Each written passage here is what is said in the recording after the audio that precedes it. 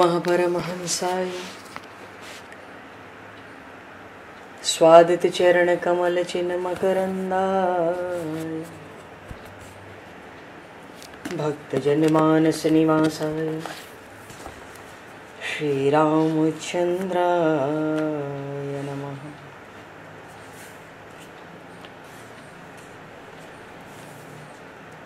वंदे विदेहतनया पदपुंडरीकम् केशौरसौरभसमाहत योगिचेत्तम् हन्तुं प्रतापमनिशं मुनिहंससेव्यं सन्मानशालिपरिपीत परागपुञ्जम्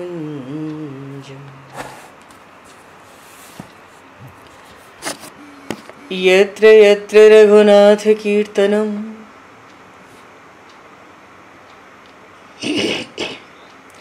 तत्र तत्र कृतमस्तकाञ्जलिं बाष्पवारि परिपूर्णलोचनं मारुतं नमत राक्षसान्तकम् कुन्द इंदुसमदेह उमारमन करुणायन जाहिदीन परनेह करहु कृपा मर्दन मयन।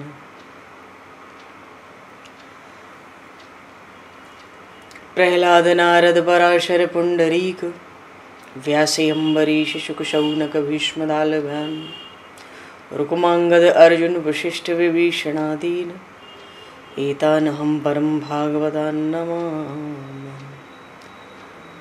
श्री सीतानाथ समारंभां श्री रामानन्दार्य मध्यमाम् अस्मदाचार्य पर्यन्तां वन्दे गुरु परम्पराम्।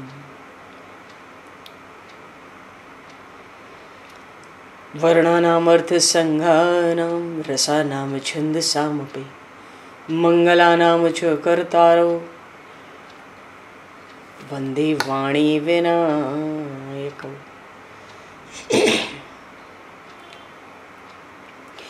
नान्यायस्पृहा रघुपते हृदये स्मदीये सत्यं वदामि च भवानखिलान्तरात्मा भक्तिं प्रयक्ष रघुपुङ्गवनर्भारां मे कामादिदोषरहितं कुरु मानसं च।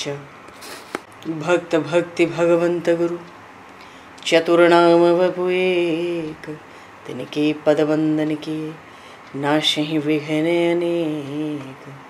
बंधु तुलसी के चरण जिनकी न्यो जग काज कल समुद्र घोरत लगो प्रगट्यो सप्त जहां। श्री गुरु चरण सरोज रज निज मन मुकुर सुधार वर्णो रघुवर विमल यश जोदायक फलचार। हरि शरणम। श्री राम जय जय राम। श्री राम जय जय राम।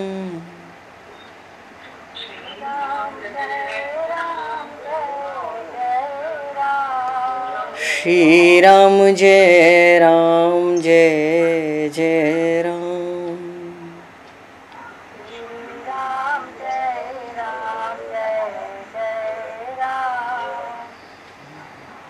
जय सिया राम जय जय हनुमान।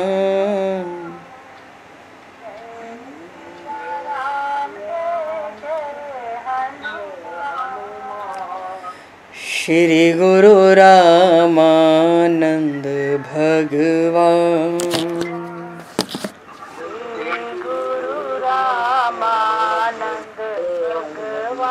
श्री गुरु रामानंद भगवान। गुरु रामानंद भगवान। श्री राम जय राम जय जय राम। श्री राम जय जय राम। जय सिया राम जय जय सिया राम।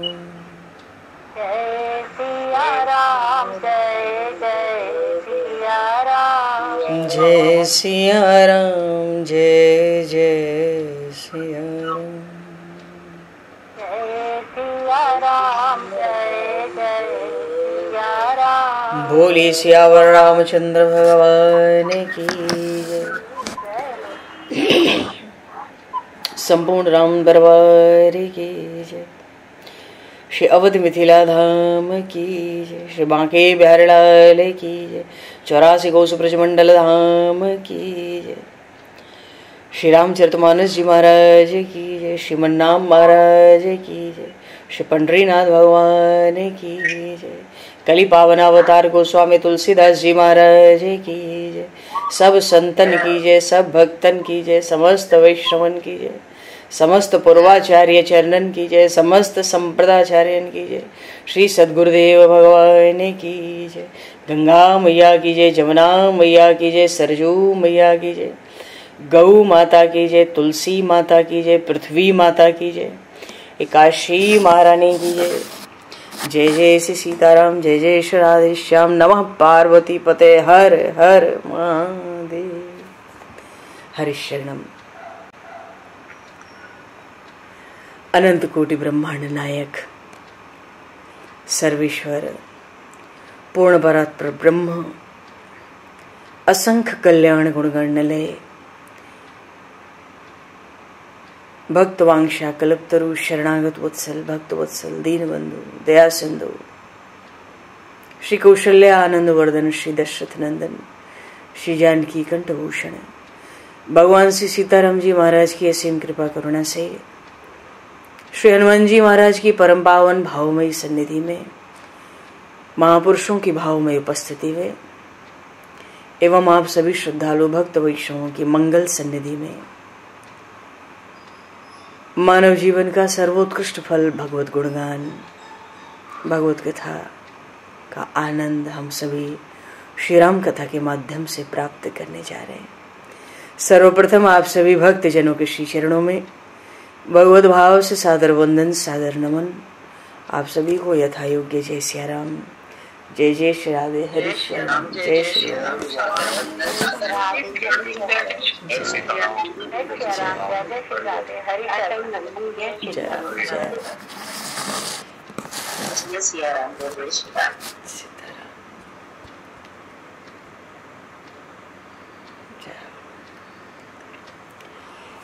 श्री रामचंद्र चरणों मनसा स्मरामि। श्री रामचंद्र चरणों वचसा गृणामि। श्री रामचंद्र चरणों शिरसा नमामि। श्री रामचंद्र चरणों शरणं प्रपद्ये। माता रामो मत्पता रामचंद्रः, स्वामी रामो मत्सखा रामचंद्रः, सर्वस्वं मे रामचंद्रो दयालुर्, नान्यम जाने नैव जाने न जाने। मंगलम कौशलेन्द्रस्य महनीय गुणालये चक्रवर्ती तनुजाय सार्वभौमाय मंगलम। रामं रामानुजं सीतां भरतं भरतानुजं सुग्रीवं वायुसूनं च प्रणमामि पुनः पुनः।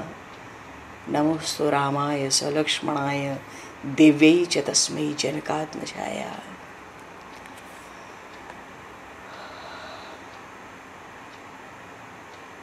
हरिशरणम।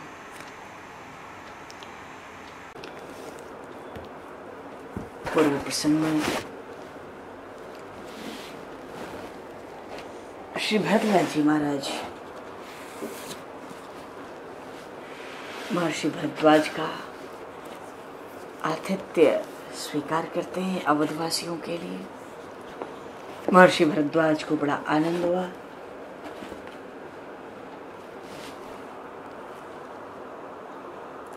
अच्छा, पूरी रात सबको तो अलग अलग भवन मिले, सब कुछ ऐसी ऐसी सुख सुविधा, ऐसा वैभव, ऐसा ऐश्वर्य, मानो तपोबल से महर्षि भरद्वाज ने पृथ्वी पर तो मानो स्वर्ग से, पृथ्वी पर स्वर्ग से बड़ा वैभव ऐश्वर्य खड़ा कर दिया था। तपो बलेन भूस्वर्ग निर्माण ही कर दिया हो। वैसे भी भगवान की जो निरंतर भक्ति करते हैं उनके पास अनेक प्रकार की सिद्धियां होती हैं। जो भगवान के लिए सब कुछ त्याग कर भगवान का सतत भजन करते हैं उनको अष्ट महासिद्धियां प्राप्त होती हैं। अब भले वो उनको स्वीकार करें ना करें। तो भरत जी महाराज कोई साधारण सिद्ध थोड़ी है। रात भर पलंग के पास कुशासन बिछाकर बैठे रहे, सीताराम सीताराम करते तन्मय होते हैं, भगवान का निरंतर स्मरण करते हैं। अष्ट महासिद्धियों ने विचार किया कि रात्रि में जप करने का इनका कुछ नियम होगा, तो हो सकता है रात्रि का जब दूसरा पहर आएगा तो भरत जी शयन करेंगे। दूसरा पहर शुरू हुआ, भरत जी बैठे थे। अष्ट महासिद्धियों ने आग्रह किया कि अब आप आराम करो। भरत जी कहते हैं मेरा जप चल रहा है। भरद्वाज ऋषि ने उन दासियों से, अष्टमा सिद्धियों से पूछा कि भरत क्या करते हैं। दासियों ने कहा वे जप करने बैठे, वे भोजन करते नहीं, वे शयन करते नहीं, वो गद्दी के ऊपर विराजते नहीं, पुष्प बिछाकर उसके ऊपर बैठ के हाथ में माला लेकर प्रेम से सीताराम सीताराम सीताराम सीताराम के जप में तन्मय हो। चलो रात्रि का जो दूसरा पहर है, भरत जी महाराज से सीताराम जी महाराज के स्मरण में डूबे जा रहे। रात्रि का तीसरा पहर आरंभ हुआ। भरद्वाज ऋषि स्वयं वहां पधारे। देखो भीतर तो भाव यही है ना कि इतना भारी अतिथि मिला है, इसका आतिथ्य हो। अब जो भारी अतिथि है वो कोई सेवा स्वीकार करता नहीं, वो तो नीचे बैठा है। महर्षि भरद्वाज स्वयं आए। भरत जी से कहा भरत तुम यहाँ क्या करते हो? सब रात्रि जागरण करो ये ठीक नहीं है, अब तुम सो जाओ। भरत जी ने कहा गुरुजी आप मेरे लिए सोच ना करें, मैं पीछे सो जाऊंगा। भरद्वाज ऋषि को परम आश्चर्य हुआ।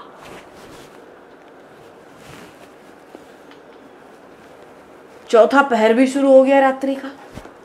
सुबह के 3 बज गए। भरत जी को निद्रा नहीं है। क्यों? अरे भरत जी महाराज तो प्रभु के दर्शन के लिए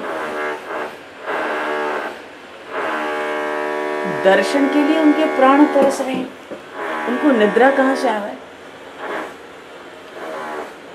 उनके तो प्राण तरस रहे हैं। हे प्रभु मुझे बताओ, हे प्रभु मुझे बताओ, चरणों में कैसे आऊं, हे प्रभु मुझे बताओ। भरत जी को तो लग रहा है ये कहाँ माया के चक्कर में आज फंसे हैं, कैसे शीघ्र हम चित्रकूट पहुंच जाएं।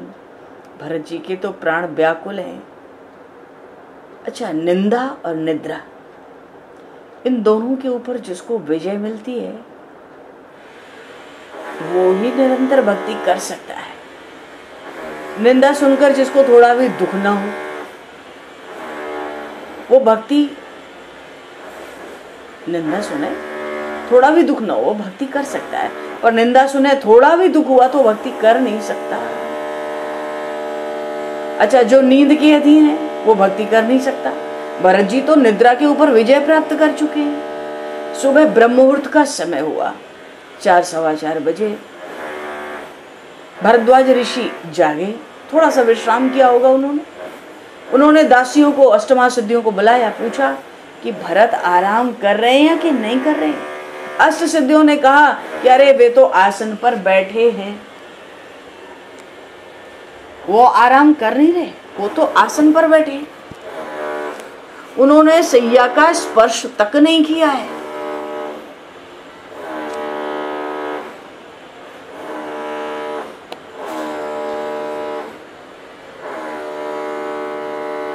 भरद्वाज ऋषि को विश्वास हुआ भरत जी का जो प्रेम है वो बिल्कुल सच्चा प्रेम है।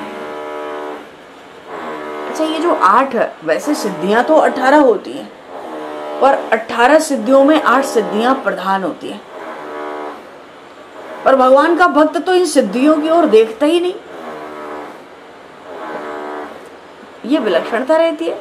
अणिमा, महिमा, लघिमा। अणिमा सिद्धि जो होती है उसमें छोटे हो जाते हैं। जैसे हनुमान जी लंका में प्रवेश किए तो मसक समान रूप कपि धरे, मच्छर की तरह छोटे हो गए। महिमा में शरीर खूब बड़ा हो जाता है, चाहो तो हनुमान जी महाराज जब चाहो पर्वताकार हो जाते हैं। लघिमा अपने वजन को बिल्कुल कम करके हल्का हो जाना, एक प्राप्ति नाम की सिद्धि होती है। अच्छा, एक सिद्धि होती है उसका नाम होता है वशीता।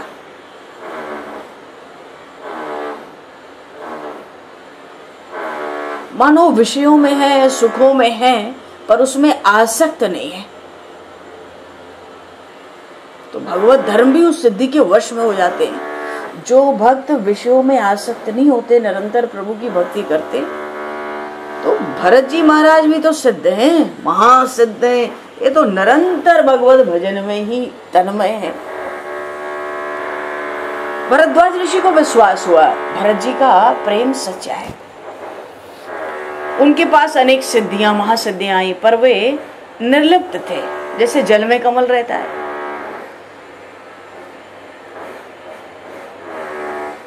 न जग छोड़ो न हरि भूलो, कर्म कर जिंदगानी में, रहो दुनिया में तुम ऐसा, कमल रहता है जो पानी में।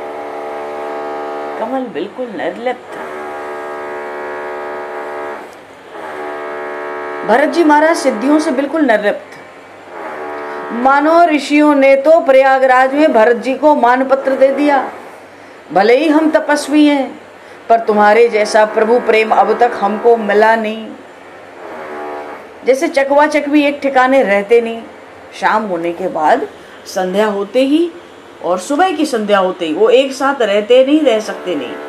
अब चकवा और चकवी, कोक और कोकी को एक पिंजड़े में बंद कर दो, रखो तो भी रात भर उनका संयोग होता नहीं। ऐसे ही ऋषि की आज्ञा तो एक पिंजड़े के समान है। और ये जो अष्ट महासिद्धियां हैं, ये तो भोग विलास की जो सामग्री है, ये तो चकवी है। और भरत जी हैं चकवा, कोक और कोकी। पिंजरे के भीतर ऋषि के आश्रम के अंदर ही पूरी रात्रि भरत जी उस आश्रम रूपी पिंजरे में रहे, और उस पिंजरे के अंदर ही भोग विलास की सब सामग्री, अष्ट महासिद्धियां रही। पर भोग विलास की सामग्री का भरत जी ने मन से भी स्पर्श नहीं किया। अरे, जिसका अनुराग प्रभु श्री राम में हुआ, उसको संसार के भोग रोग जैसे लगते हैं। श्री लखनलाल जी महाराज ने निषाद राजगुरु से कहा था, जाने तब ही जीव जग जागा, जब सब भोग विलास विरागा। जीव तो तभी जगा समझो जब उसके अंदर वैराग्य आ जाए, उसको संसार का कोई सुख अच्छा न लगे, तब कहो कि जीव संसार में, जगत में जग चुका है। अब भरत जी महाराज को ये भोग तो रोग जैसे लगते। कोई वमन कर दे, बाहर निकल जाए अन्न मुंह से, तो उसमें किसी का मन जाता है क्या? वैसे ही प्रभु के भक्तों का मन संसार सुख की तरफ जाता नहीं। निरस्तरागा विनरस्त होगा। तो जिसको भक्ति का रंग लगता है, भरत जी महाराज तो साची प्रीत जो तुम सो जोरी, तुम सो जोरी सबन सो तोरी।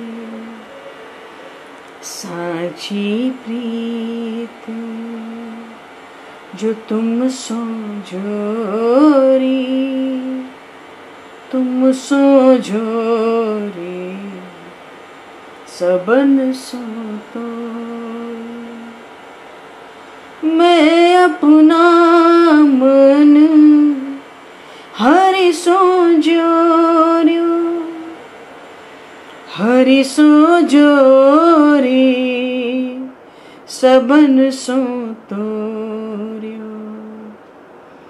मैं अपना मन हरि सो जोर्यो, हरि सो जोर सबन सो तोर्यो। मन क्रम बचन तुम्हारी आशा, मन क्रम बचन तुम्हारी आशा। ऐसी प्रीति करे रे दासा, साची प्रीति जो तुम सो जोरी, तुम सो जोरी सबन सो तुम। साची प्रीति जो तुम सो जोरी, तुम सो जोरी सबन सो। मन जिसको भक्ति का रंग लगता है उसको संसार के भोग रोग के समान लगते हैं, क्योंकि संसार का सुख जब तक जीव को मीठा लगता है तब तक उसको भक्ति का रंग लगता नहीं। क्योंकि भोग भी हो, संसार का सुख भी हो और भक्ति भी हो, ये एक ठिकाने नहीं रह सकते, ये एक जगह नहीं रह सकते।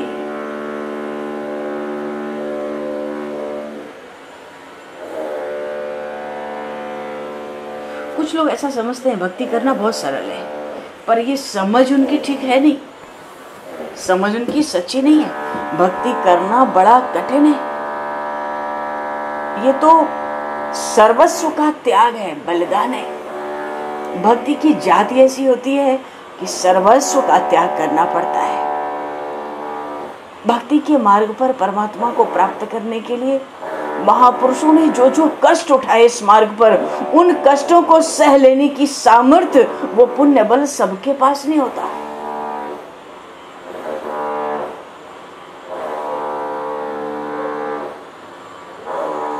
विनय में गोस्वामी जी ने एक जगह कहा, रघुपति भगति करत कठिनाई, कहत सुगम और करनी अपार, जाने सोई जेहि बन आई। जो जेहि कला कुशलता कहाँ सोई, सकल सुखद फलदाई। क्या है ना पद, कुछ ऐसे ही। अरे जो जिस कला में निपुण है वही तो वो काम कर सकता है। सफरी सन्मुख जल प्रवाह सुरसरी बहे गज भारी। एक छोटी सी मछली गंगा जी की धारा में दशों दिशाओं में एक गति से चलती है, और इतना बड़ा भारी हाथी बलशाली डूब जाए, कहो तो डूब जाए ज्यादा चलो। तो जो जिस कला में जहां निपुण है वो उसी से निभता है। गोस्वामी जी इसलिए कहते हैं, रघुपति भगति करत कठिनाई, कहत सुगम करनी अपार, जाने सोई जेहि बन आई। वो तो वही जाने जिससे प्रभु की भक्ति बन गई। संसार ही नहीं छोड़ना पड़ता है, शरीर का भान भी छोड़ना पड़ता है।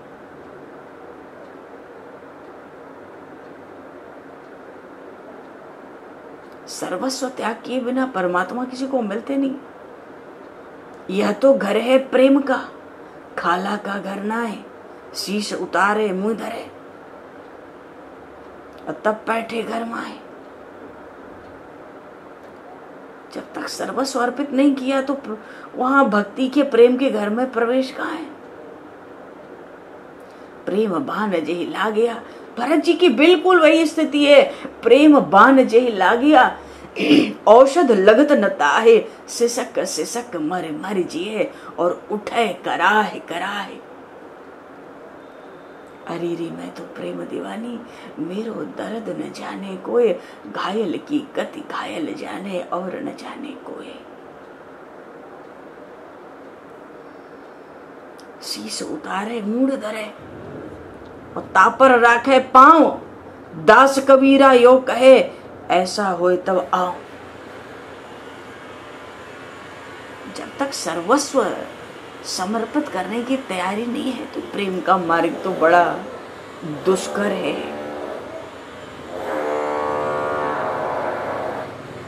प्रेम गली अति सांकरी, इतनी सांकरी कि जामे दो न समाए, तुम और मैं दोनों नहीं जाएंगे। हम सोचे मेरा तो छोड़ दो, संसार छोड़ दो, प्रेम की गली में अगर हम भी जाएंगे तो ये मैं नहीं जाएगा, क्योंकि उस गली में परमात्मा से जीव का मिलन होता है। तो वो दो कहाँ रहते हैं? प्रेम गली अति सागरी, जामे दो न समाई।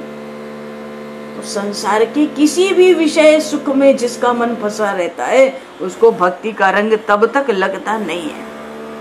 संसार के सुख का, विषय सुख का मन से भी त्याग करें तब भक्ति का रंग लगता है। मन से त्याग का अर्थ है शरीर से त्याग नहीं कर पा रहे, ऐसी स्थिति है, ऐसा परिवेश है, पर मन नहीं है, मन घृणा करता है तब भी भक्ति का रंग लगता है। भक्ति भरत जी महाराज बताते हैं संसार के विषयों से मन को हटा लो और परमात्मा के साथ प्रेम करो। मन को बार बार समझाओ कि संसार के भोग पदार्थ में कोई आनंद नहीं है। अरे जहाँ कामनाएं हैं वो कच्चा सुख है। वाल्मीकि रामायण में ये अष्ट महासिद्धियों का जो इन्होंने सेवा दी दासियों की तरह बड़े विस्तार से प्रसंग आया। वहां तो कहीं कहीं ऐसा भी आया कि बहुत लोग ऐसे थे अयोध्या की प्रजा में, उनको इतना आनंद हुआ, उनको लगा अब चित्रकूट चलने की शक्ति नहीं बची है शरीर में। कहाँ वन में खुले चरण बिना खाए पिए और कैसे हम चल रहे थे, अब आगे चलें। चलो भरत जी को मिलाने दो चित्रकूट में राम जी से, हम तो मिल ही चुके हैं, भरत जी मिलावें, हम तो ये बढ़िया सिद्धि में बढ़िया आनंद कर रहे हैं, हम तो महर्षि भरद्वाज के आश्रम में ही रुके। ऐसी विकट स्थिति हुई, महर्षि भरद्वाज ने ऐसा वैभव प्रकट किया था। भरत जी की तो स्थिति विलक्षण है। कामनाओं में तो कच्चा सुख है।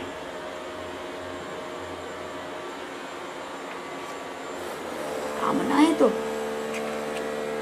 काम का अर्थ ही होता है कच्चा सुख।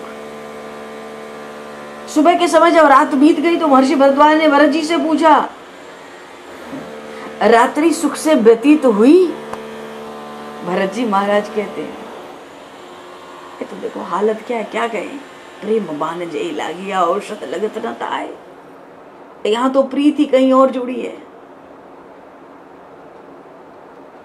हरि सो जोर सबन सो तोरी। भरत जी महाराज कहते हैं, हे ऋषिवर आपके अनुग्रह से सब तृप्त हो गए। अपनी बात नहीं कही, सब तृप्त हो गए, सबको बड़ा आराम मिला, सबकी थकान दूर हो गई। अच्छा भरत जी महाराज, उनके अनुश्री शत्रुघ्न कुमार, जितने ऋषिगण आए थे अयोध्या से और जो माताएं हैं, ये सब रात्रि में सब प्रकार के भोग विलास विषय सुख से तटस्थ रहे, मानो मन से भी उसका स्पर्श नहीं किया। सबके सब प्रभु श्री राम के ही स्मरण में लग रहे थे। ये भक्तों में ऐसा विलक्षण विश्वास कहां से आ जाता है प्रभु के प्रति। जैसे मां जानती है ना कि बच्चे में उसकी कितनी योग्यता है, प्रभु जानते हैं उनके भक्त की कहां क्या योग्यता है।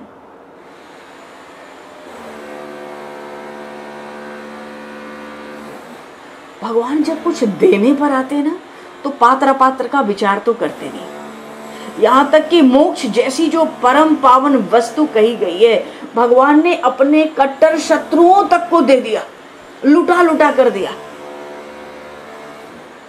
मोक्ष जैसी पावन वस्तु भी भगवान ने शत्रुओं को दे डाला। जिन्होंने कट्टर शत्रुता निभाई प्रभु से अवतार काल में, वो श्री राम अवतार हो या प्रभु का श्री कृष्ण अवतार हो, भगवान ने मोक्ष जैसी पावन वस्तु सबको दे डाली। सच में मोक्ष प्राप्त होना बहुत कठिन है। क्यों? वैसे भी ये देखो, ये मोक्ष है, भगवान इतना शत्रुओं को भी क्यों लुटाते? ये जो मोक्ष है ना, ये भी भगवान के श्री चरणों में सेवारत रहता है। ये बहुत गूढ़ बात है। भगवान के चरणों की सेवा करता है। ये चारों पुरुषार्थ, धर्म अर्थ काम मोक्ष,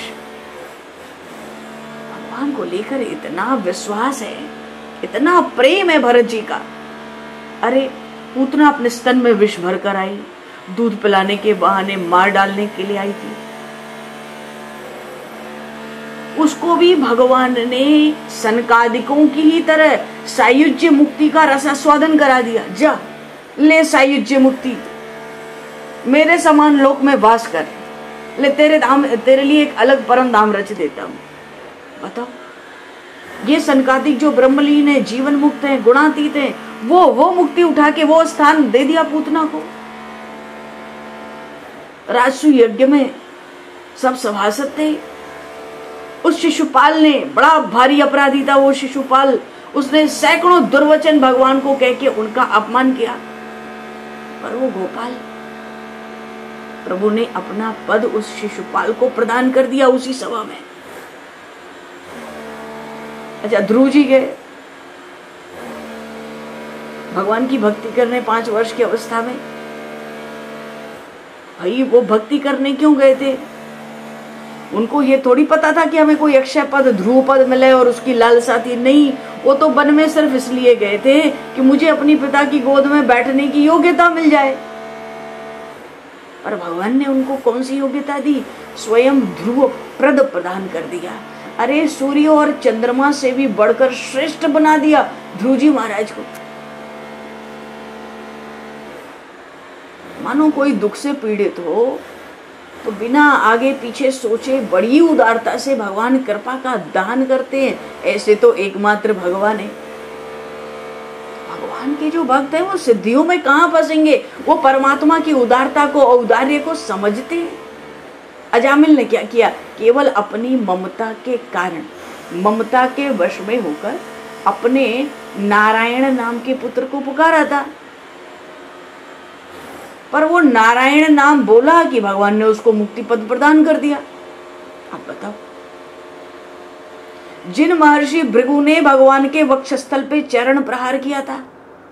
अच्छा, ये बात है, जब महर्षि भृगु ने भगवान की छाती पे चरण प्रहार किया, उसके पहले भगवान ने कौस्तुभ मणि संभाल ली, कहीं चोर न जाए ब्राह्मण के चरण में। लक्ष्मी जी को सावधान कर दिया, छोड़ो ब्राह्मण आ रहे। मानो कोई बाधा मत बनो, पूरा आनंद लेने दो। महर्षि भृगु चरण प्रहार करेंगे, प्रभु को क्या नहीं पता है। तो जिन महर्षि भृगु ने भगवान के वक्षस्थल पे चरण से प्रहार किया था, उनका चरण चिन्ह आज तक आभूषण की तरह भगवान धारण करते। भगवान का परम बैरी था ना वो शंखासुर। भगवान समंदर में गए, जो शंख है, शंख भगवान का परम बैरी था ना। जब गुरुपुत्र को लेने गए थे यमपुरी भगवान महर्षि संदीपनी के आश्रम, तो उस शंख को भी भगवान कभी नहीं भूलते। देखो, शंख चक्र गदा पद्म धारण किए रहते हाथ में। मानो जो अपकार भी करे भगवान उसका उपकार करते। तभी तो भरत जी महाराज कहते हैं, बैरी राम बड़ाई करें। जो शत्रु होते हैं वो भी राम जी की प्रशंसा करते हैं, क्योंकि परमात्मा अपात्र जो है ना, उसके प्रति भी बड़ी भारी उदारता रखते हैं। राजा बलि के पास गए तो पहले दान ही तो मांगा। दान तो लिया, उल्टा करना क्या पड़ा? स्वयं ही उल्टे द्वारपाल बन के रहना पड़ा। सुतल लोक में महाराज बलि का द्वारपाल बन के रहना पड़ा। इस 4 महीने में भगवान नारायण द्वारपाल बन के रहते हैं राजा बलि के यहाँ सुतल लोक में। गए थे मांगने और रहना पड़ा, और उससे तो काम बन गया देवताओं का। पर प्रभु तो द्वारपाल बने हैं आज भी। अच्छा, जो गणिका थी, ये भक्तों को सब रहस्य पता होते हैं ना प्रभु के। जो गणिका थी वो कभी क्या भगवान की पूजा की थी? कभी भगवान की कोई कथा सुनी थी? कभी उसने कोई सत्संग किया था? सिर्फ अपने मनोरंजन के लिए उसने अपने पाले हुए तोते को राम राम कहना सिखलाया था। उसको भी केवल इस राम नाम लेने के बहाने ही प्रभु ने बैकुंठ का सुख प्राप्त करवा दिया।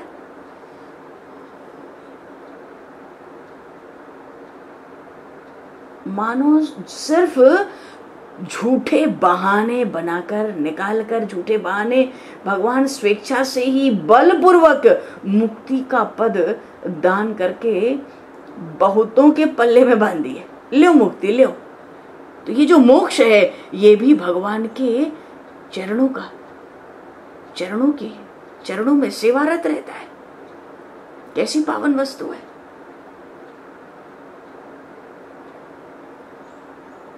भगवान बड़ी उदारता रखते हैं। तो भगवान के जो भक्त हैं, जो भगवान के स्वरूप को समझते हैं, संसार के सुख उनका क्या बिगाड़ सकते हैं। भगवान के भीतर तो दया का अमृत, उस दया के अमृत का समंदर, वो भी लबालब। तो भरत जी महाराज, श्री शत्रुघ्न कुमार, सब ऋषिगण, गुरुदेव, माताएं सब रात के भोग से तटस्थ थे। कोई मतलब नहीं, सब प्रभु श्री राम के स्मरण में लग रहे हैं। पल पल तुम्हारी आती रहे राघव, आती रहे। पल पल तुम्हारी आती रहे राघव, आती रहे। तुम्हारी छवि मन को भाती रहे, हर पल तुम्हारी आती रहे राघव, आती रहे। हर पल तुम्हारी आती रहे राघव। सुबह के समय भरतलाल जी महाराज तो आज्ञा पाना चाहते हैं अब जल्दी। क्यों? चित्रकूट के लिए प्रस्थान करना है।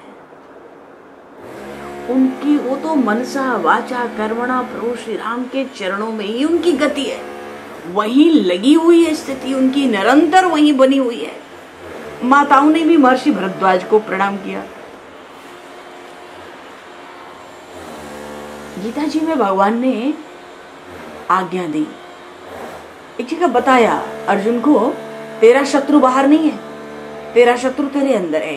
काम एष क्रोध एष रजोगुण समुद्भवः महाशनो महापापा हृदये नमिः वैरिणम्। काम बड़ा भारी शत्रु है।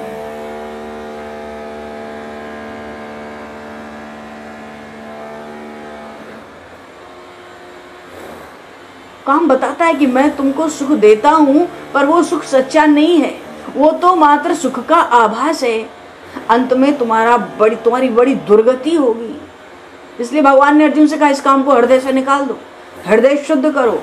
और जब हृदय शुद्ध होगा तो हृदय सिंहासन पे परमात्मा को पधराओ। भरत जी महाराज ने भगवान से सीताराम को अपने हृदय में पधरा रखा है। एक सेठ था, उसका पुत्र था, वो वैश्या के संग में फंसा था। पिता ने कहा, देख इस कुसंग को तू छोड़ दे तो तेरा विवाह अच्छी कन्या के साथ हो जाएगा। पुत्र कहता है, पिताजी पहले मुझको अच्छी कन्या मिले, पीछे से यह संग मैं छोड़ूंगा।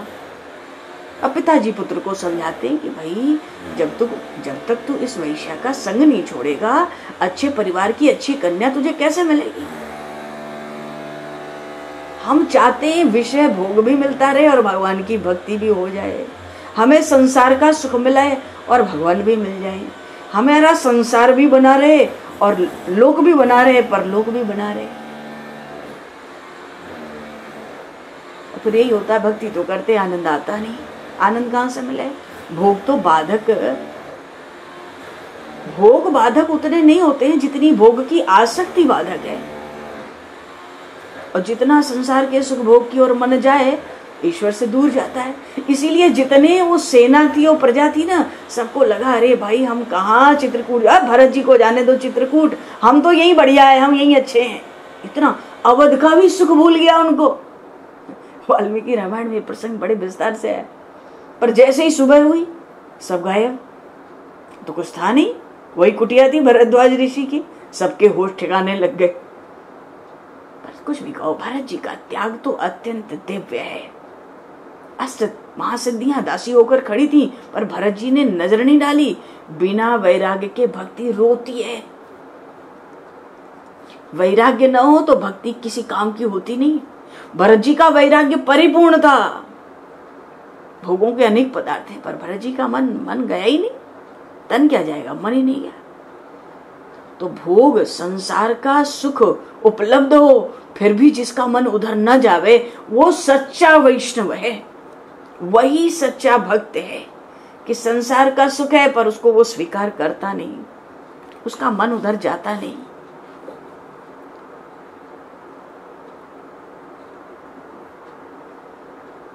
भक्तों को, जो भगवान के प्रेमी भक्त होते हैं, भरत जी महाराज की तरह उनको दूसरी इच्छा होती नहीं। धर्म अर्थ काम मोक्ष, इनमें से भक्त कुछ मांगता ही नहीं। अर्थ न धर्म न काम रुचि गति न चाहूं निर्वाण, जन्म जन्म रति राम पद यह वरदान आन। भगवान के जो अनन्य भक्त होते हैं, जो भगवान के अनन्य शरण में होते हैं, वो धर्म अर्थ काम मोक्ष कुछ नहीं चाहते। वो तो भगवान के परम विलक्षण अत्यंत अद्भुत चरित्रों का ही गान श्रवण करके आनंद के समुद्र में डूबते रहते हैं। एकांतिनो यस्य न कंचनार्थम वाचन्ति ये वै भगवत प्रपन्नाः गायन्त आनंद समुद्र सुमग्ना। भागवत में आया श्लोक। जो भगवान के अनन्य शरण, धर्म अर्थ काम मोक्ष तक को नहीं चाहते। भक्त को मुक्ति की भी इच्छा नहीं होती। जो भक्ति रस में सराबोर हो, उसको मोक्ष का आनंद भी तुक्ष लगता है। भगवान मुक्ति तो देते हैं सहज, जिन्होंने शत्रु भाव से स्मरण किया उनको भी दिया। भगवान मुक्ति देते हैं, पर जल्दी भक्ति देते नहीं। प्रयागराज में जो साधु हैं, ऋषि मुनि हैं, विरक्त शिष्य हैं महर्षि भरद्वाज के, सब भरत जी महाराज की प्रशंसा करने लगे। अरे, हमारे वैराग्य की अपेक्षा ये भरत का वैराग्य बड़ा श्रेष्ठ है।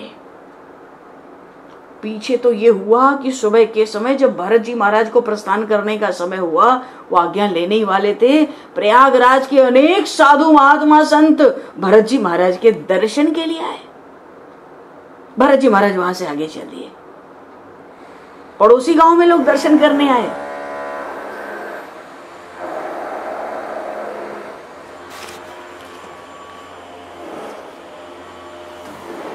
भरत जी महाराज महर्षि भरद्वाज से आज्ञा मांगते हैं कि आप चित्रकूट जाने की अनुमति दें और भरत को आशीर्वाद दें।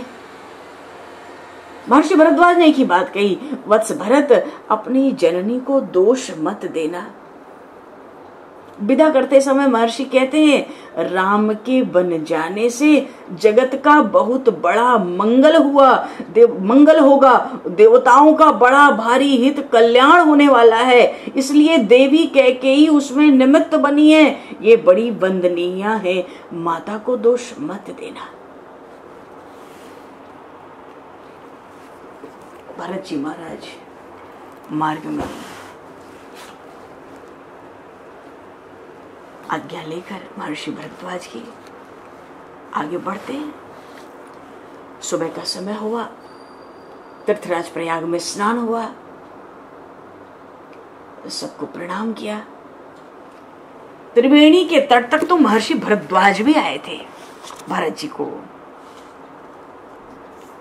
पहुंचा दे थोड़ा आगे चल के। अरे, बड़ा आनंद है महर्षि भरद्वाज जी को भरत जी के साथ। तो ऋषि आज्ञा मस्तक पर धारण की, दंडवत की, तरह तरह से विनय की, और मार्ग में जो कुशल थे चित्रकूट तक चलने के लिए चले। चित्रकूट ही चित दीने, चित्रकूट में मन लगा दिया। भरत जी महाराज प्रस्थान करते हैं चित्रकूट के लिए।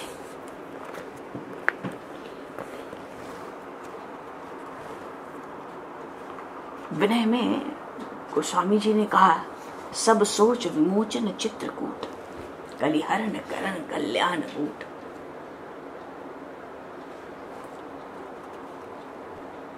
रस एक रहित गुण कर्म काल सिया राम लखन पालक कृपाल।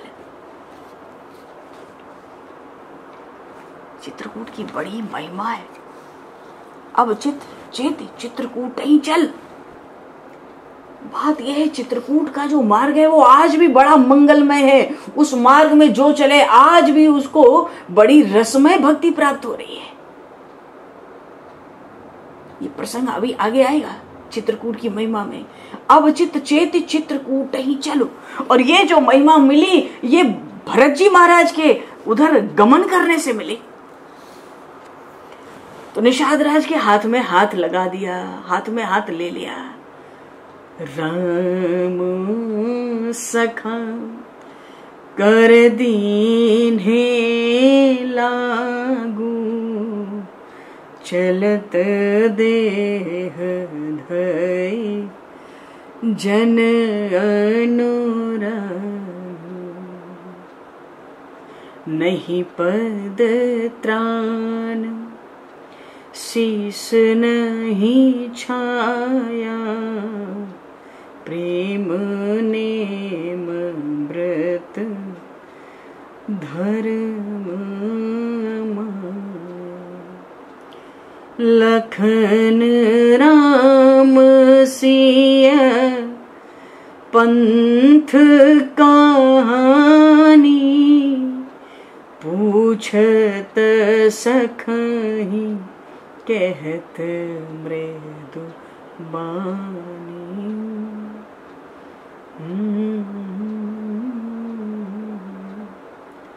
निषाद राजगुरु ने खूब व्यवस्था कर रखी थी। वो रात को महर्षि भरद्वाज के आश्रम में नहीं रुके थे। अरे उनके सर पर बड़ा काम था। पूरी रात प्रयागराज का जो जमुना जी का तट है, सब निषादों को लेके पूरी रात वहीं व्यस्त रहे, क्योंकि सेना बहुत है, हजारों की संख्या में। तो गंगा जमुना से दूर जितने घाट थे सब नौकाओं को संदेश भेजकर वहां इकट्ठा कर लिया था। तो महर्षि भरद्वाज के आश्रम से ब्रह्म मुहूर्त में विदा होके भरत जी महाराज चले। तो महर्षि भी त्रिवेणी के तट तक साथ ही आए। सबने त्रिवेणी का स्नान किया, वहीं संध्या गायत्री तर्पण किया। संक्षेप में वहां से भरद्वाज जी से विदा होकर यमुना के किनारे कुछ दूर जाना तो था पश्चिम की ओर। तो वहां पे जमुना के तट पे ही निषाद राज मिले थे। इतनी नौकाएं इकट्ठी कर ली थी, भरत जी का जो पूरा समाज है एक ही खेवे में जमुना जी के पार हो गया। बोलिए श्री जमुना मैया की जय। ये जमुना मैया की भी बड़ी महिमा है, बड़ी भारी महिमा है। जमुना ज्यों ज्यों लागी बाढ़न त्यों त्यों सुकृत सुभट कलि भूपहि निदरे लगे बड़ी काढ़न। ज्यों ज्यों जल मलिन त्यों त्यों जमगन मुख मलिन लहे आड़न। जमुना ज्यों ज्यों लागी बाढ़न। जमुना जी जैसे अभी जमुना जी में खूब बाढ़ आ रही है। जमुना जी ज्यों ज्यों बढ़ने लगती हैं त्यों त्यों समझ लो जो पुण्य के योद्धा है ना, वो तो कलयुग का तिरस्कार कर देते हैं और आगे बढ़ जाते हैं। बरसात में, वर्षा ऋतु में जमुना जी का जल बढ़कर ज्यों ज्यों मैला होने लगता है, वैसे ही वैसे यमदूतों के मुख पर कालिख पुत जाती है। ये जमुना जी की बड़ी महिमा है। इनकी सेवा, इनका स्मरण, इनका ध्यान करने वाला, उसका संग भी कोई कर ले तो कभी नरक का दर्शन न हो। कलयुग को कोई आसरा नहीं बचता जहां जमुना जी होती है। कलयुग किसको यमलोक में ले जावे। ज्यों ज्यों जल मलिन त्यों त्यों जमगन मुख मलिन लहे आड़न। जमुना ज्यों ज्यों लागी बाड़न। भरत जी महाराज जमुना जी के तट पर पहुंचे और एक ही खेवे में सब जमुना जी से उस पार हो गए। मार्ग में अब गांव तो कम मिलते हैं, इधर गांव कम थे। दूर चलने पे कहीं कहीं झोपड़ों का थोड़ा बहुत समूह मिलता, लेकिन अब उन झोपड़ों में रह कौन रहा है, कोई है ही नहीं। वो तो सब राम जी के पास चले गए चित्रकूट में। क्यों? राम जी किसी को साथ चलने नहीं देते, समझा बुझाकर लौटा देते बार बार। तो इन कोल भील के रातों को निषाद राजगुरु ने आज्ञा दी, तुम लोग वहीं जाके रहो, हमें तो रहने को नहीं मिलता। तुम लोग जाओ, राम जी जहाँ रहते हैं वहीं झोपड़ी बना बना के रहो, फिर क्या करेंगे, और तुम लोग सेवा करना। तो बड़े बड़े दूर दूर झोपड़ों के समूह भी हैं, तो वो भी बिल्कुल निर्जन। कोल की रात भील, सब चित्रकूट पहुंचे हुए थे, सब खाली पड़ गया था। पर भरत जी महाराज जा रहे हैं तो मार्ग में जलाशय तो है, फल कंद तृण ये सब तो सुविधा दे ही रहे। कितनों के तो घर में चूल्हे वूल्हे बिल्कुल ऐसे देख के ही मालूम पड़ता था मानो कि कोई पुराना कोई झोपड़ा नहीं है, ये हाल में ही खाली हुआ है, ज्यादा समय नहीं है। अभी कुछ दिन पहले इसमें रहते थे लोग, अभी झोपड़ियां ये बिल्कुल सूनी पड़ी दिखाई दे रही हैं चित्रकूट के मार्ग में। उनकी कोई कुटिया टूटी फूटी नहीं थी। पर वहां पे कोई वन में पशु भी नहीं था, सब चित्रकूट चले गए थे। घरों के चूल्हे बिल्कुल जो थे ना सुरक्षित दिख रहे थे।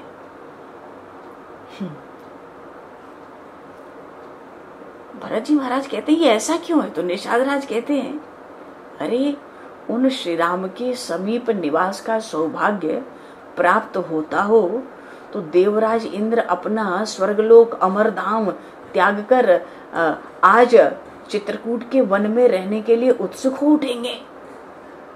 और फिर इन वनवासी जो कोल किरात भील हैं, इनके पास ऐसा है भी क्या जो राम जी के पास जाकर बसने में उनको रोके? राम जी ये लोग जब वहां पास जाकर के उसी चित्रकूट के वन में अपनी झोपड़ी बना के रहेंगे तो वो कर भी क्या कह के रोकेंगे? कुछ रोक ही नहीं सकते।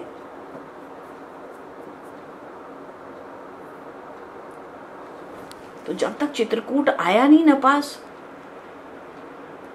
कोई वन का निवासी, किसी का गांव ऐसा नहीं मिला कि उसमें कोई रहता न हो।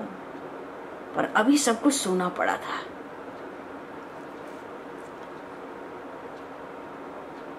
तो विश्राम करते हुए, अच्छा लताएं भी पुष्पों के गुच्छों से लदी हुई झूम रही है, फल भी वृक्ष फलों से लदे हुए, पके पके फल, वृक्ष झुके जा रहे हैं। मानो उन वृक्षों के नीचे की जो जगह है, भूमि है, गिरे हुए फलों से ढकी जा रही है। कोई एक बंदर, एक गिलहरी तक नहीं वहां था, वो सब चित्रकूट पहुंच गए। मानो प्रयाग से जमुना पार करके जो चित्रकूट तक का मार्ग है वो बिल्कुल निर्जन हो चुका है, सारा वन का मार्ग।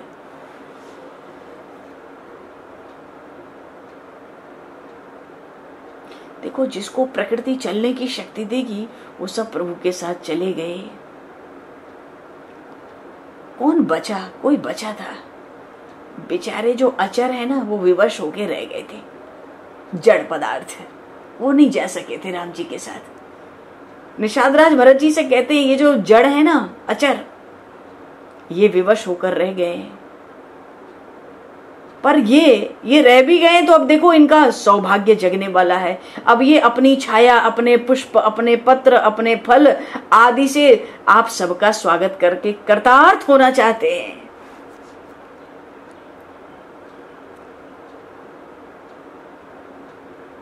अच्छा जगह जगह जहां भगवान से सीताराम ने विश्राम किया था, बीच बीच में शैया बनी थी, बैठने के स्थान बने थे, वो दोने पड़े थे छोटे बड़े, जिसमें जल फल कंद लोगों ने अर्पित किए थे प्रभु को। भरत जी महाराज कहते हैं ये गांव तो धन्य है, यहाँ के निवासी धन्य है जिन्होंने सीताराम लक्ष्मण का आतिथ्य का सौभाग्य पाया।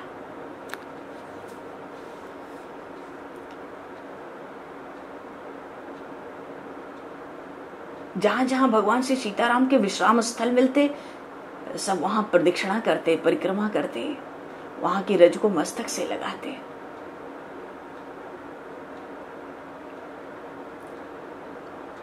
भरत जी महाराज का जो दल है ना, बड़ी शीघ्रता से, अच्छा मार्ग में सबके लिए आहार जलपान विश्राम की व्यवस्था शत्रुघ्न कुमार देखते हैं, सबका निरीक्षण करते चलते हैं।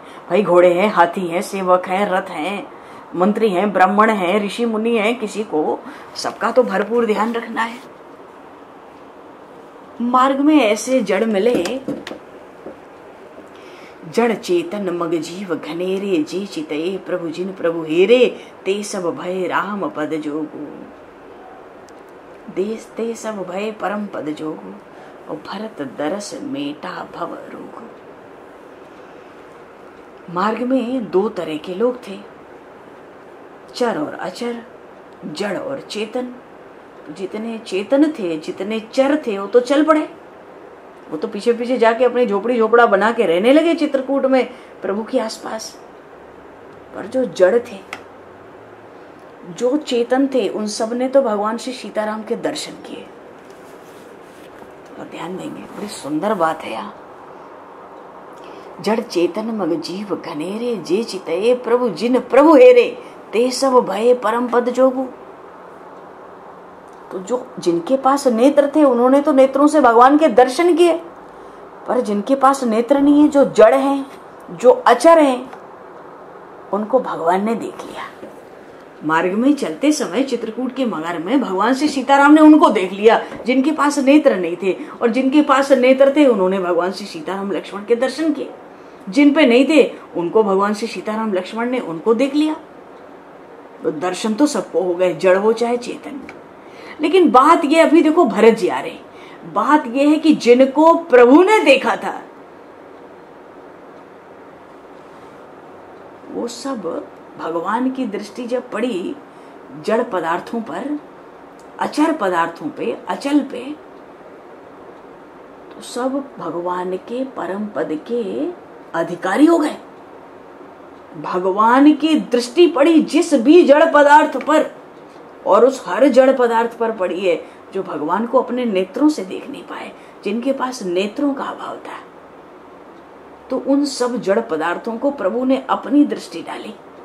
भगवान श्री राम की दृष्टि पड़ी तो उनका भाग्य उदय हुआ, सौभाग्य उदय हुआ। कैसे? वो सब भगवान के परम पद के अधिकारी हो गए। लेकिन आज जब भरत जी महाराज वहां से गुजरे हैं, भरत दरस मेटा भव रोगु, भगवान श्री राम का ने उन पर दृष्टि डाली तो सारे जड़ पदार्थ परम पद के अधिकारी हो गए थे। और जब भरत जी महाराज का दर्शन हुआ, भरत जी महाराज की दृष्टि जड़ पदार्थों पे गई, तो सबको वो परम पद प्राप्त हो गया। मानो प्रभु श्री राम के दर्शन से जड़ पदार्थों के चित्त की वृत्तियां शुद्ध हो गई, पर भरत जी महाराज के दर्शन से तो वो परमात्मा ही हृदय में प्राप्त हो गया। बोलिए श्री भरतलाल जी महाराज की जय। श्री राम राजा सरकार की जय। श्यावर रामचंद्र भगवान की जय। भगवान, कल कामिका एकादशी का बड़ा सुंदर व्रत है। कामिका एकादशी का स्मरण भी कर लें तो वाजपेयी यज्ञ का फल होता है। बड़ी सुंदर एकादशी है और भगवान का पूजन श्री हरि, श्रीधर, हरि, विष्णु, माधव, मधुसूदन, इन नामों से भगवान का विशेष पूजन। कल भगवान के विशेष पूजन की तिथि है, ऐसा कामिका एकादशी के महात्म्य की कथा में आया है। कामिका एकादशी की बड़ी भारी महिमा है, तो कृपा करके स्वयं पर व्रत अवश्य करना चाहिए। बिना जल के हो तो बिना जल के, जल पर हो तो जल पे, दूध पर हो तो दूध पर, एक समय फलाहार हो तो एक समय फलाहार हो, चाहे जैसे हो, अन्न का तो परित्याग करना ही है। बोलिए काशी महारानी की जय। समय को दृष्टिगत करते हुए 2 पल नाम बोलेंगे, फिर वाणी को विराम दिया जाएगा। सीताराम जय सीताराम, सीताराम जय सीताराम, सीताराम जय सीताराम, सीताराम जय सीताराम, सीताराम जय सीताराम, सीताराम।